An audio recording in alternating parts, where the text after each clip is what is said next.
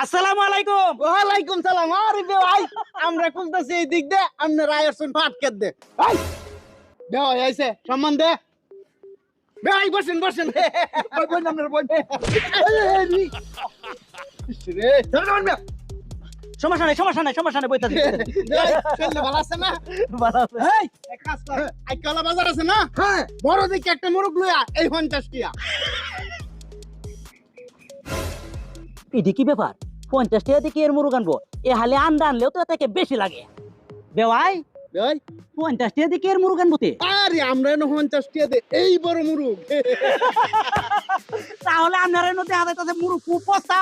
একদম ফস্কা ফানিল্লাহান এই ভালাই হয়েছে 3-4 দিন থাকে বেসায় দেশি মুরগ খায় যায়।